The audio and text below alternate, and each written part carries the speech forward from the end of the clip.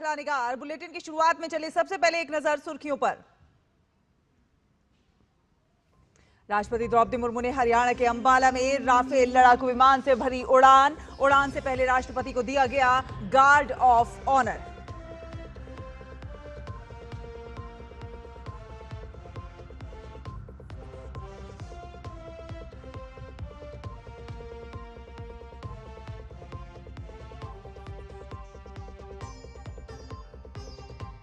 प्रधानमंत्री नरेंद्र मोदी आज maritime leaders conclave को करेंगे संबोधित। ग्लोबल मैरीटाइम सीईओ फोरम की भी करेंगे अध्यक्षता।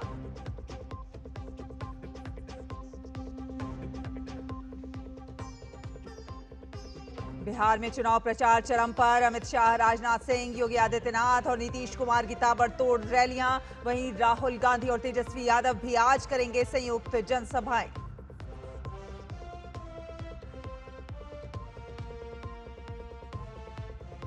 भीषण चक्रवाती तूफान मोन्था कमजोर होकर चक्रवाती तूफान में बदला। प्रभावित इलाकों में भारी बारिश का दौर। राहत एवं बचाव के लिए टीमें मुस्तैद।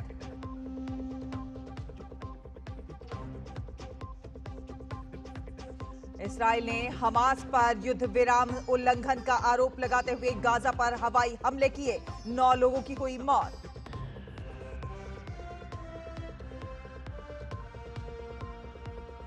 और कैनबरा में आज भारत और ऑस्ट्रेलिया के बीच 5 मैचों की टी20 सीरीज का पहला मुकाबला। वनडे सीरीज में हार के बाद वापसी के लिए टीम इंडिया के हौसले बुलंद। तो आपको बता दें कि राष्ट्रपति द्रौपदी मुर्मू ने आज हरियाणा के अंबाला में वायुसेना स्टेशन से राफेल लड़ाकू विमान में उड़ान भरी। उन्होंने इससे पहले अप्रैल 2023 में असम के तेजपुर वायुसेना स्टेशन पर सुखोई 30 MKI लड़ाकू विमान में उड़ान भरी थी।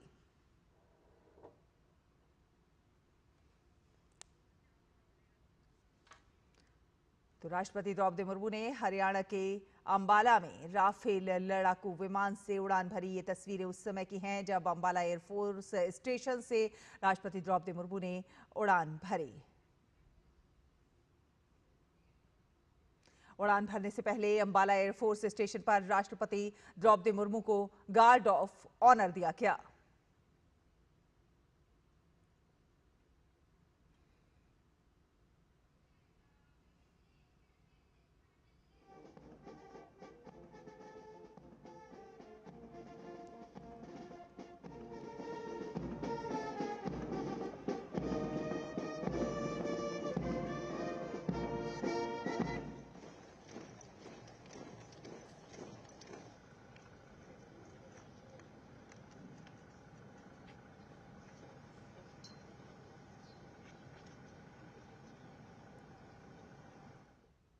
प्रधानमंत्री नरेंद्र मोदी आज मुंबई के दौरे पर रहेंगे। पीएम इंडिया मैरीटाइम वीक 2025 में शामिल होंगे और मैरीटाइम लीडर्स कॉन्क्लेव को संबोधित करेंगे और इसके साथ ही वो ग्लोबल मैरीटाइम सीईओज फोरम की अध्यक्षता भी करेंगे।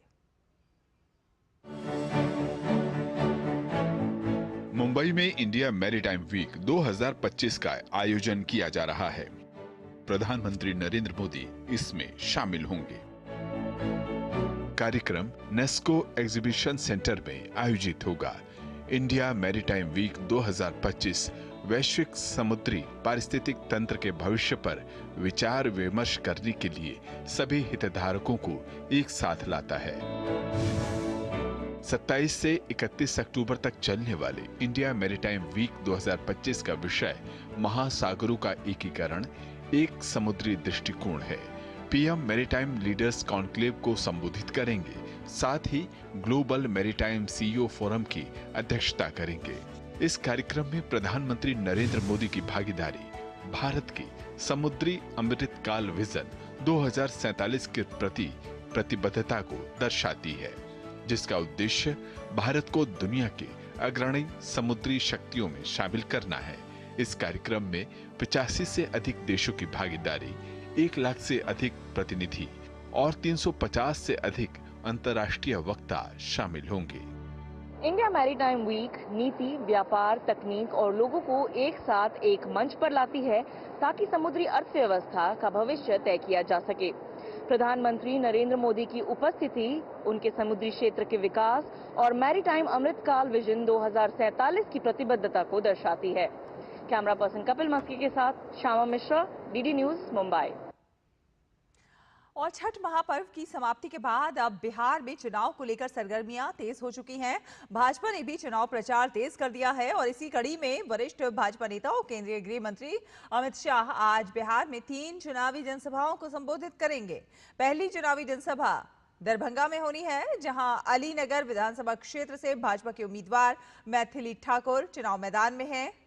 अमित शाह इस जनसभा में अलीनगर, गौराबौराम, बेनीपुर, दरभंगा ग्रामीण और बहादुरपुर के मतदाताओं को संबोधित करेंगे। इसके बाद समस्तीपुर में होने वाली दूसरी जनसभा में वरिष्ठ भाजपा नेता अमित शाह रोसड़ा, वारिसनगर, विभूतिपुर और कुशेश्वर क्षेत्रों के मतदाताओं से भाजपा उम्मीदवारों के पक्ष में समर्थन मांगेंगे।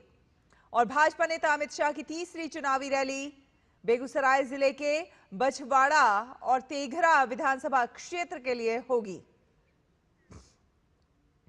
वहीं रक्षा मंत्री राजनाथ सिंह भी आज बिहार में चुनाव प्रचार करेंगे।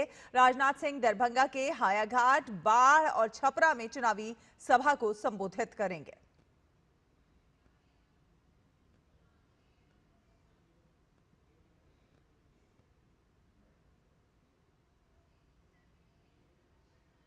वहीं उत्तर प्रदेश के मुख्यमंत्री योगी आदित्यनाथ भी आज बिहार के चुनावी दौरे पर रहेंगे।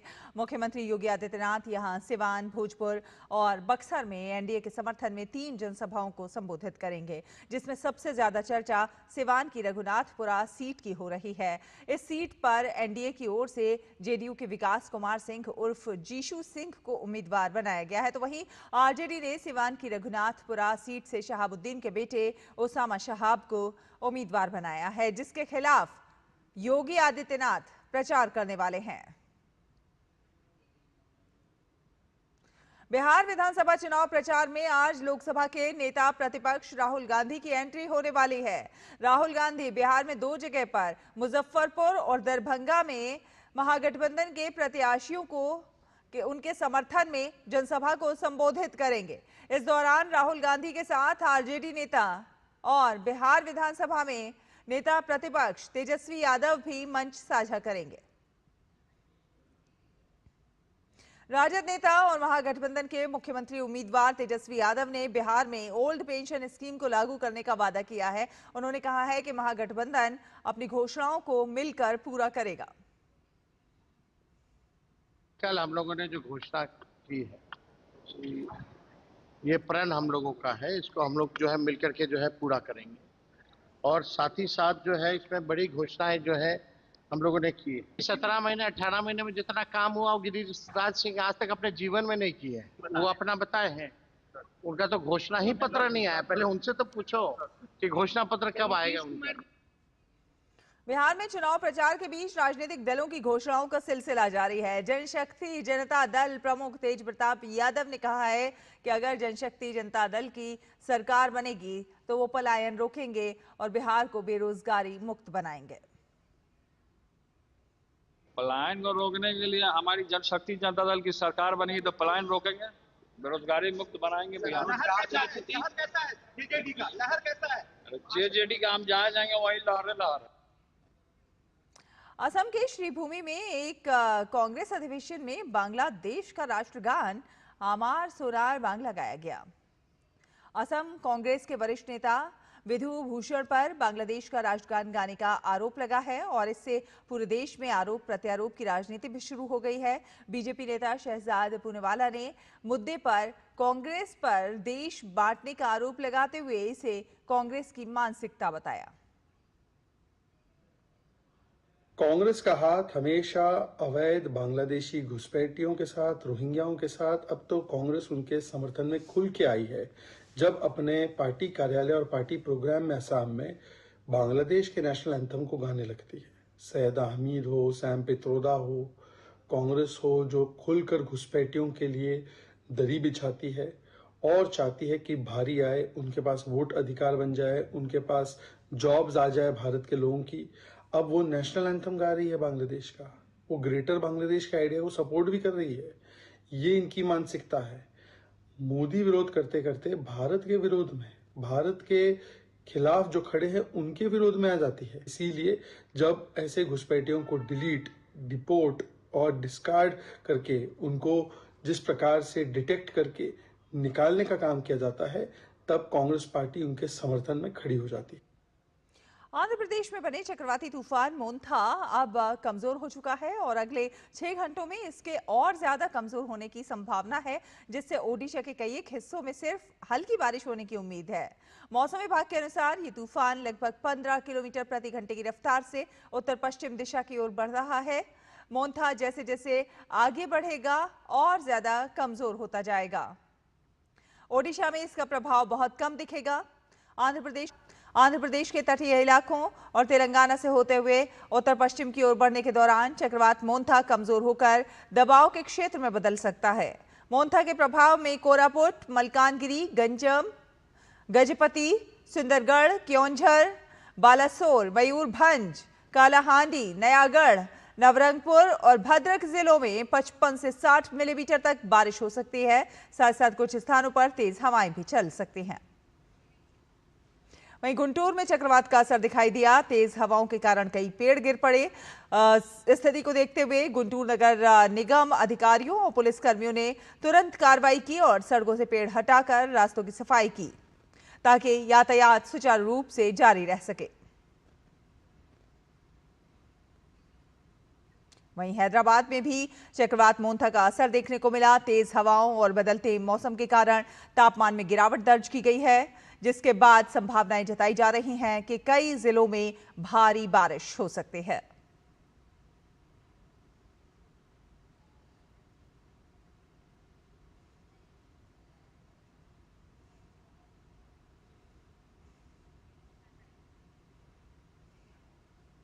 आगे बढ़ेंगे, अगली खबर का रुख करेंगे। रक्षा मंत्री राजनाथ सिंह 1 नवंबर को मलेशिया के कुआलालंपुर में 12वीं आसियान रक्षा मंत्रियों की बैठक प्लस ADMM प्लस में भाग लेंगे। वे ADMM प्लस के 15 वर्षों पर चिंतन और भविष्य की रूपरेखा विषय पर आयोजित मंच को संबोधित करेंगे। इसके साथ ही मलेशिया की अध्यक्षता में 31 अक्टूबर को आसियान भारत रक्षा मंत्रियों की दूसरी अनौपचारिक बैठक आयोजित की जाएगी, जिसमें सभी आसियान सदस्य देशों के रक्षा मंत्री भाग लेंगे। इस बैठक का उद्देश्य आसियान सदस्य देशों और भारत के बीच रक्षा एवं सुरक्षा सहयोग को और मजबूत करना और एक्ट ईस्ट नीति को आगे बढ़ाना है। 2 दिवसीय यात्रा के दौरान रक्षा मंत्री भाग लेने वाले ADMM प्लस देशों के अपने समकक्षों और मलेशिया के वरिष्ठ नेतृत्व के साथ द्विपक्षीय बैठक करने की भी उनकी उम्मीद है।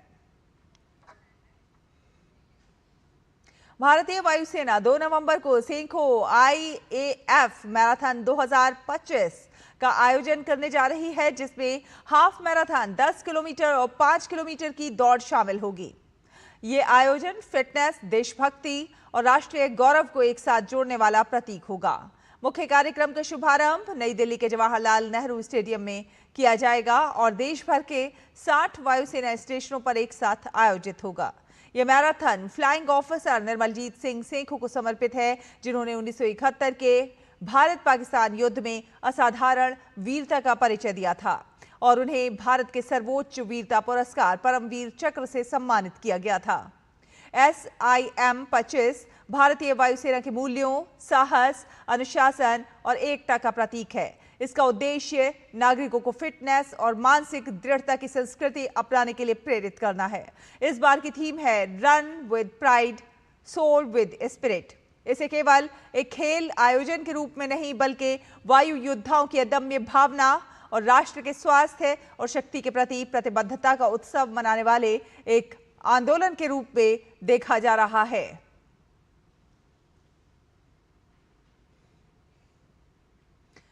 भारतीय तटरक्षक बल ने अरब सागर के मध्य एक बड़ा बचाव अभियान चलाकर कोच्चि से लगभग 1500 किलोमीटर पश्चिम स्थित ईरानी फिशिंग नौका अल ओवैस से गंभीर रूप से घायल मछुआरों को सफलतापूर्वक चिकित्सा सहायता देकर सुरक्षित बाहर निकाला है। यह अभियान तब शुरू हुआ जब समुद्री बचाव समन्वय केंद्र मुंबई को MRCC चाबहार ईरान से ईरानी मछली पकड़ने वाली नौका अल ओवैस में एक चिकित्सा आपात स्थिति और इंजन की खराबी के बारे में सूचना मिली।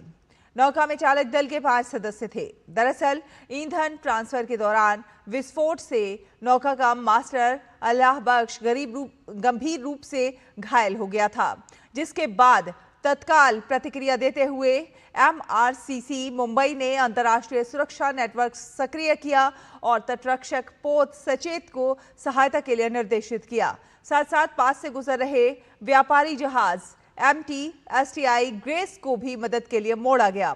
दोनों जहाजों ने समन्वित प्रयास करते हुए घायल मछुआरे को सुरक्षित रूप से ट्रांसफर किया और प्राथमिक उपचार प्रदान किया। फिलहाल मछुआरे की हालत स्थिर बताई जा रही है। पोत सचेत उसके आगे के इलाज के लिए गोवा की ओर बढ़ रहा है। और मेलिसा तूफान ने मंगलवार को जमैका में शक्तिशाली श्रेणी 5 तूफान के रूप में दस्तक दी। ये जमैका का अब तक का सबसे शक्तिशाली तूफान है। ये तूफान जमैका के दक्षिण पश्चिमी तट न्यू होप के पास टकराया। अमेरिकी राष्ट्रीय तूफान केंद्र के मुताबिक तूफान के समय हवाओं की रफ्तार करीब 295 किलोमीटर प्रति घंटा थी। अधिकारियों ने लोगों से घरों में रहने और सुरक्षित स्थानों पर जाने की अपील की है। ये तूफान क्यूबा की ओर बढ़ रहा है। क्यूबा के बाद मेलिसा बहामास की ओर बढ़ सकता है। और ब्राजील के रियो डी जेनेरियो में अब तक के सबसे घातक पुलिस ऑपरेशन में करीब 64 लोगों की मौत हो गई है। मरने वालों में 4 पुलिस अधिकारी भी शामिल हैं। ये ब्राजील के इतिहास का सबसे बड़ा एनकाउंटर माना जा रहा है। पुलिस ने ऑपरेशन कंटेनमेंट नाम से इस कार्रवाई को अंजाम दिया। ये 1 साल लंबी खुफिया जांच के बाद शुरू किया गया था। कार्रवाई सुबह सुबह रियो की निचली बस्तियों में शुरू की गई, जहां गिरोह का मुख्य ठिकाना था। लगभग 2500 सिविल और मिलिट्री पुलिसकर्मी इस ऑपरेशन में शामिल हुए। पुलिस ने कार्रवाई के दौरान 200 किलोग्राम से अधिक नशीले पदार्थ और कई हथियार जब्त किए। इस कार्रवाई में 80 से अधिक संदिग्धों को गिरफ्तार किया गया। अपराधियों ने जवाबी कार्रवाई में ड्रोन से बम गिराए, सड़कों पर बैरिकेड्स में आग लगा दी और फायरिंग की। और इजराइल ने हमास पर युद्ध विराम उल्लंघन का आरोप लगाते हुए गाजा पर हवाई हमले किए हैं। इन हमलों में 9 लोगों के मारे जाने की खबर है। इजराइल ने हमास पर अपने सैनिकों पर हमला करने और संघर्ष विराम का उल्लंघन करने का आरोप लगाया था। इजराइल की सेना पर हमले के बाद प्रधानमंत्री नेतन्याहू ने गाजा में तुरंत हमला करने का आदेश दिया था। रुकेंगे एक छोटे से ब्रेक के लिए। ब्रेक के उस पार खबरों का सफर जारी है। आप देखते रहिए DD न्यूज। आपके घर के खाने में रेस्टोरेंट जैसा स्वाद ले आए MDH का शाही पनीर मसाला। पनीर को क्या मस्त बना डाला। क्या आपको है आकर्षक बचत विकल्पों की तलाश? LIC प्रस्तुत करता है नव जीवन श्री सिंगल प्रीमियम प्लान। एक मुश्त प्रीमियम राशि जमा करें, जीवन बीमा कवर का आनंद उठाएं, परिपक्वता पर गारंटीकृत निश्चित राशि प्राप्त करें। तरलता विकल्प भी उपलब्ध। अभी खरीदें। मौजूदा पॉलिसी धारकों के लिए आकर्षक छूट, नियम और शर्तें लागू। जब धरती चीर कर निकलता है लोहे का पत्थर और मिलता है मोंगिया के जोश से, फिर तपता है, पिघलता है और बनता है फौलाद। अब होता है सरिया सारी खूबियों के साथ। मोंगिया स्टील, मजबूत देश का मजबूत सरिया।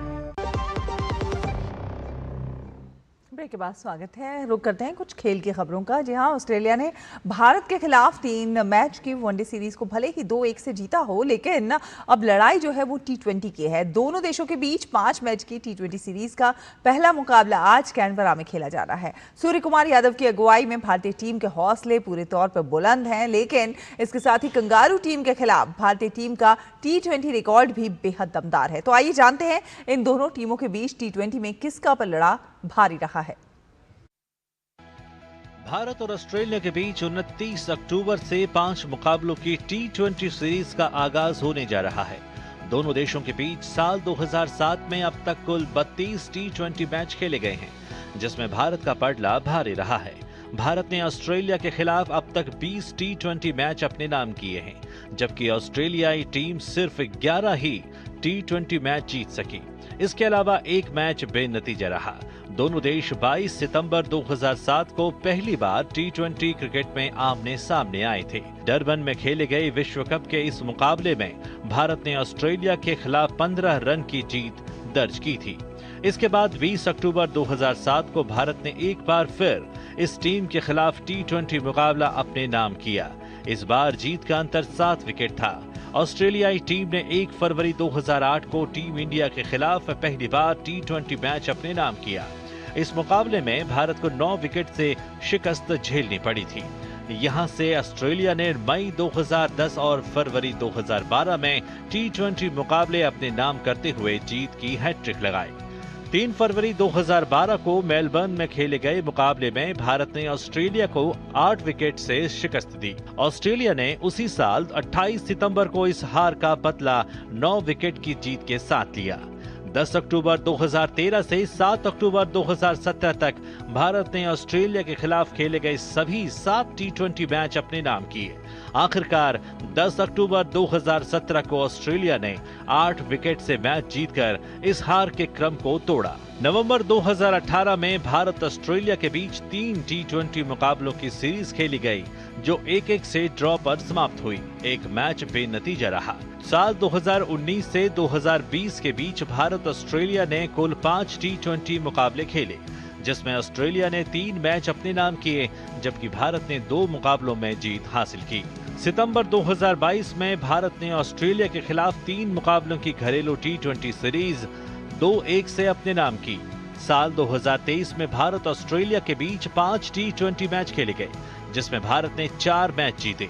24 जून 2024 को विश्व कप मुकाबले में भारत ने ऑस्ट्रेलिया के खिलाफ 24 रन से जीत दर्ज की थी। कुल मिलाकर ऑस्ट्रेलिया के खिलाफ भारत का पड़ला भारी रहा है। अब देखना दिलचस्प होगा कि क्या भारतीय टीम ऑस्ट्रेलिया के खिलाफ 5 मैचों की टी20 सीरीज में भी जीत के इतिहास को बरकरार रख पाती है। Sports desk, DD news.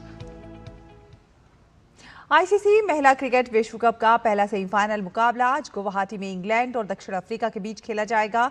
England की टीम 4 बार की विश्व चैंपियन है। इंग्लैंड इस मुकाबले में आत्मविश्वास के साथ उतरेगा, क्योंकि टीम ने गुवाहाटी में ही अपने पहले मैच में दक्षिण अफ्रीका की टीम को 10 विकेट से हराया था। वहीं दक्षिण अफ्रीका की टीम को अगर इंग्लैंड के सामने चुनौती पेश करनी है तो टीम के बल्लेबाजों को अच्छा प्रदर्शन करना ही होगा। इंग्लैंड और दक्षिण अफ्रीका के बीच अब तक 47 वनडे मैच हुए, जिसमें इंग्लैंड ने 36 और दक्षिण अफ्रीका ने 10 बार बाजी मारी है, जबकि एक मैच बेनतीजा रहा है। इसी के साथ ही इस बुलेटिन में फिलहाल इतना ही। डीडी न्यूज पर खबरों का सिलसिला लगातार जारी है। आप देखते रहिए डीडी न्यूज। नमस्कार।